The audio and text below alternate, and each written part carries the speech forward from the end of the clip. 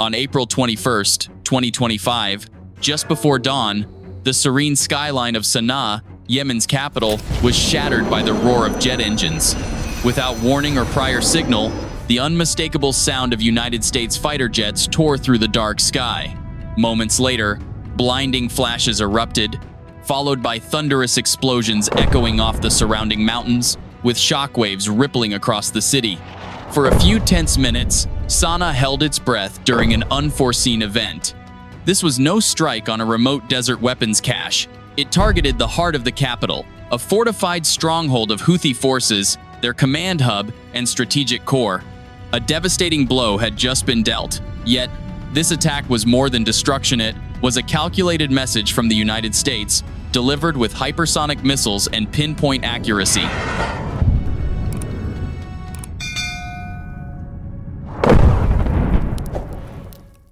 For weeks, Houthi forces had escalated tensions, threatening international maritime routes, launching drones, and testing the limits of United States patience.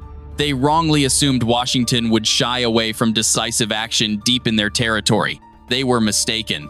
What unfolded in Sanaa was not a mere warning shot, but a meticulously coordinated military operation, executed with precision by elite United States pilots in some of the world's most advanced fighter jets.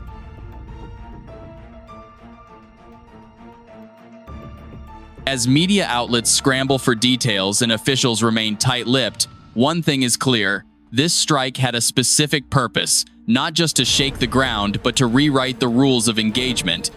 Targeting a critical command infrastructure in the enemy's core territory is not a routine move. It's a bold, calculated act, hinting at a larger strategy unfolding behind the scenes.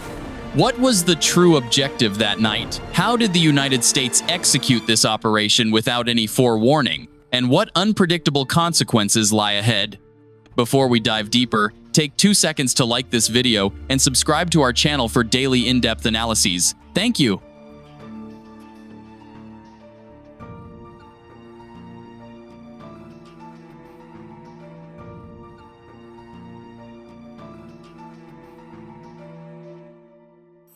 The events following those initial flashes over Sanaa were not chaos, but a perfectly staged operation. This was no random airstrike or retaliation for a single incident. It was a message conveyed through the language of precision weaponry and hypersonic warfare. The roaring jets overhead weren't just patrolling, they were there with intent. A lightning, fast strike deep into hostile terrain.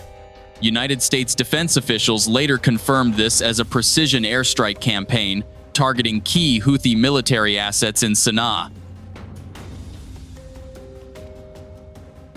No detailed reports or official lists of destroyed targets have been released, but satellite imagery tells the rest of the story. A facility nestled in a residential area, once a media center before being repurposed by the Houthis as a command hub, was reduced to rubble. Infrared scans revealed abnormal heat signatures in the hours before the strike, possibly indicating high-level meetings or critical data transfers. Whatever was happening inside, it caught the attention of United States surveillance, and once intelligence confirmed its significance, it became a priority target.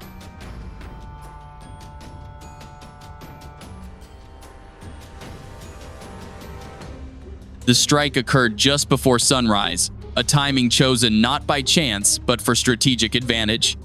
This is when command centers are typically fully staffed, yet low light conditions hinder ground observation, while from an altitude of 35,000 feet, 10,668 meters, as per South Korean measurement standards, everything is as clear as day. The platforms likely used were F-15 Strike Eagles or FA-18 Super Hornets from a carrier group, both equipped for urban combat precision with GPS-guided JDAM bombs, designed to minimize collateral damage while maximizing strike effectiveness. Eyewitnesses on the ground described the sequence. First, the roar of jet engines, then the explosions, and finally, an eerie silence. No sirens sounded, no air defenses reacted in time, just the sound of bombs and lingering aftershocks. Within minutes, videos of the strike spread across social media. The Houthis remained silent, issuing no immediate counter-statements or public responses. Their silence spoke louder than words. United States Central Command, CENTCOM, offered no detailed commentary, only a brief statement that the strike aimed to disrupt hostile operations and neutralize potential threats to international shipping. Beneath the surface, this was more than a response to a drone launch or missile threat. The chosen location carried deep strategic weight.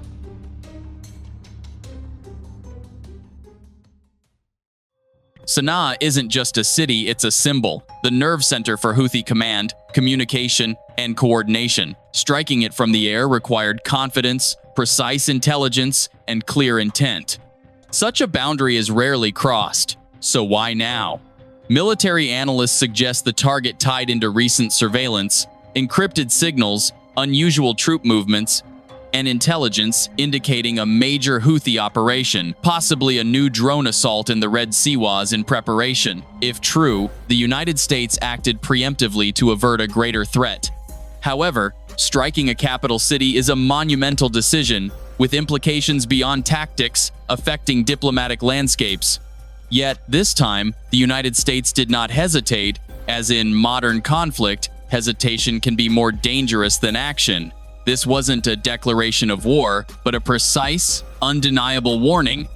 For those watching from afar, be it Tehran, Beirut, or elsewhere, the message wasn't just in the target struck, but in the speed, reach, and audacity the United States was willing to deploy. Long before the first JDAM bombs hit Sanaa, the operation began out in the skies, but in the silence of surveillance.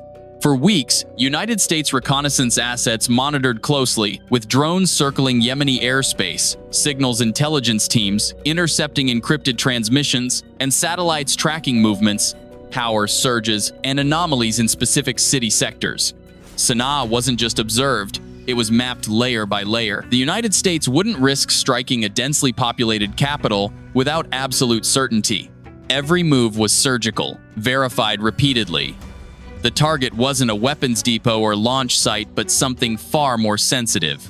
Regional defense analysts suggest the site was flagged after detecting encrypted signals between Sanaa and known Houthi drone launch positions near the Red Sea, hypothesizing it as a centralized command hub coordinating drone operations, possibly even tied to monitoring United States and allied naval activities.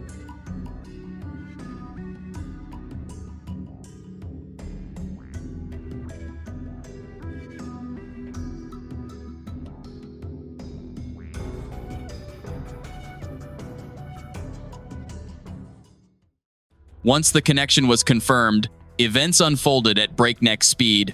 Specialized reconnaissance flights, possibly RQ-4 Global Hawks or MQ-9 Reapers, operated at high altitudes, with sensors capturing not just imagery but heat signatures, radio wave patterns, and movement rhythms. Every byte of data was relayed to mission planning centers from Diego Garcia to CENTCOM headquarters in Tampa, Florida. The picture clarified. Target area activity spiked between 1 a.m. and 4 a.m. local time, aligning with past Houthi drone launch windows. Vehicles moved frequently, mobile towers flashed with heavy encrypted data, and power grids fluctuated irregularly. These signs meant little to the public but painted an undeniable scenario for analysts.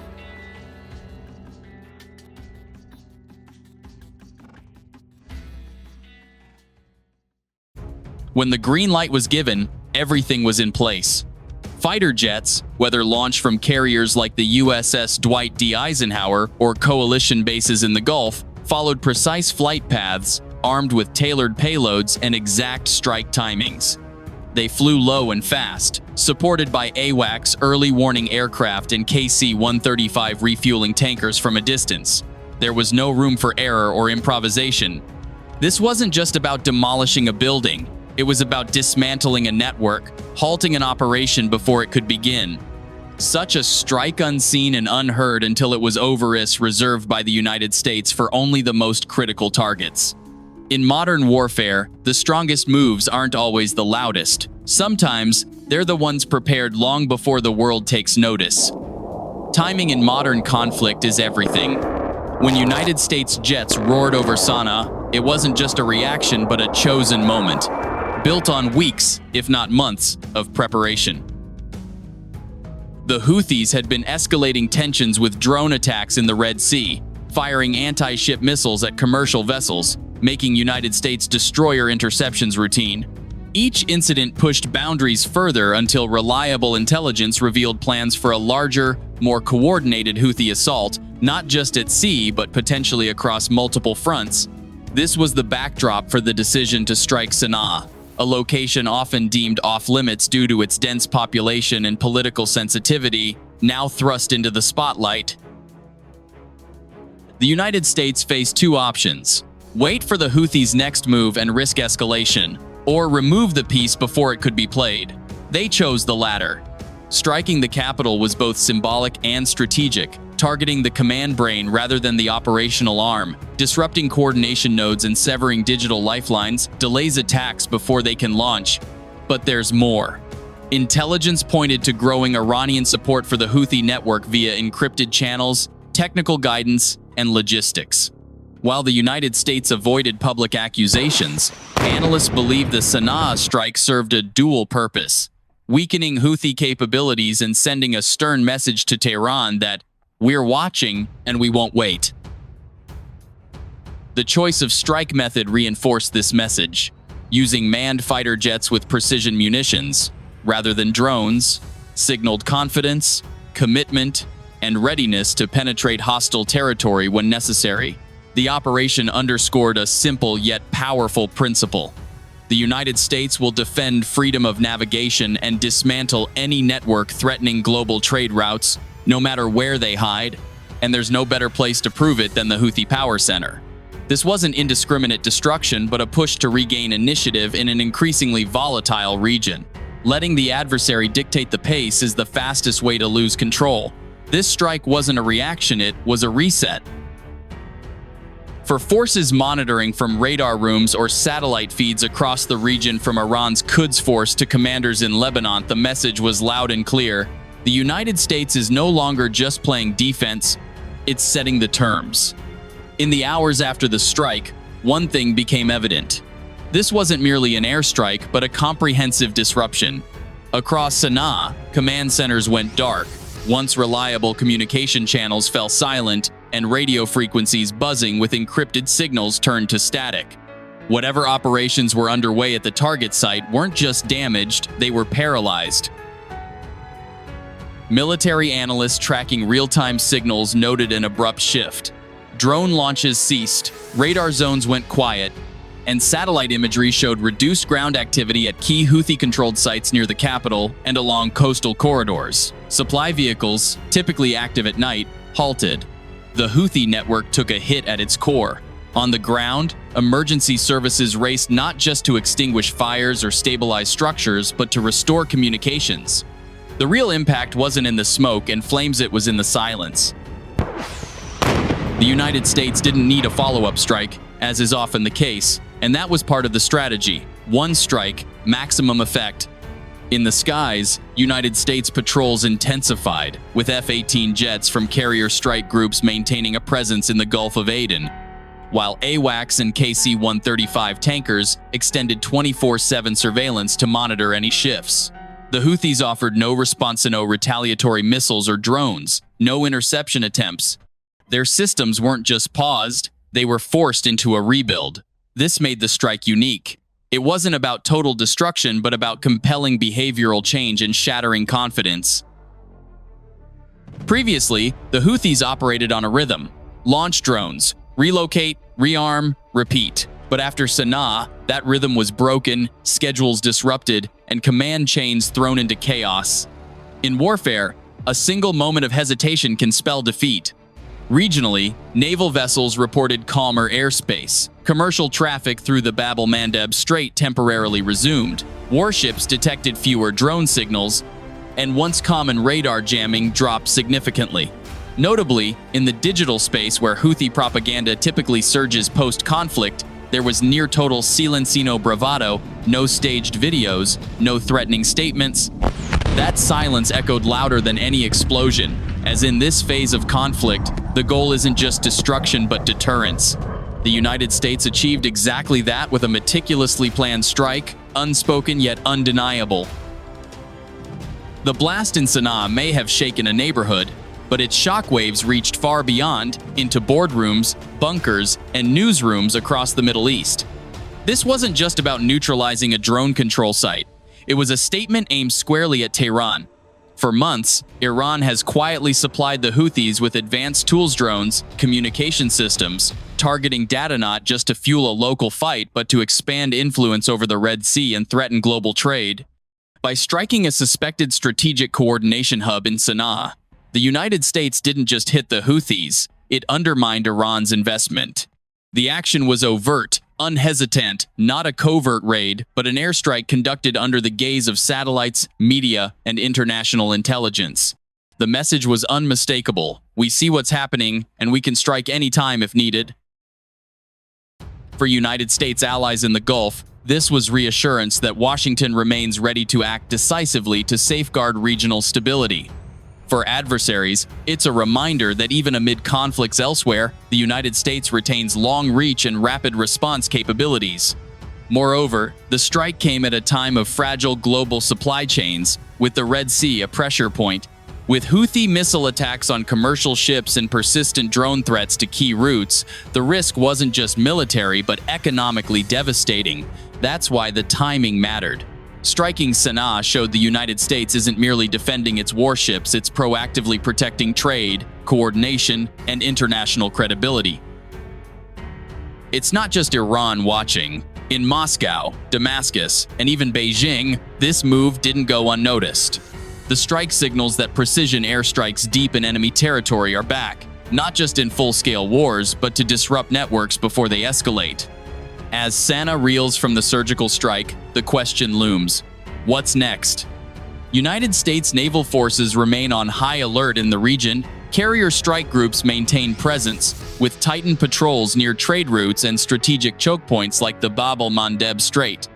10 squadrons from regional bases have been rotated, possibly for show of force or as backup if tensions flare again. Meanwhile, intelligence analysts are closely tracking any signs of Houthi regrouping. The group has a history of rapid adaptation. When command nodes are hit, they often retreat to mountains, hide in urban depths, or operate through proxies. The real test is whether this strike slows their operations or merely relocates them. Beyond Yemen, all eyes are on Iran. If Tehran views this as a challenge rather than a message, they could escalate indirectly through regional proxy networks. Thus, United States radar systems aren't just scanning Yemeni skies but also Syria, Iraq, and the Strait of Hormuz, as striking the center often provokes reactions on the periphery first. The world now waits to see what unfolds. Will the Houthis retaliate? Will Iran respond? Or is this the start of a new phase? We want to hear your thoughts in the comments. Does this strike shift the balance of power? Or does it deepen the conflict? Share your views. We'll read every comment. See you at the same time tomorrow.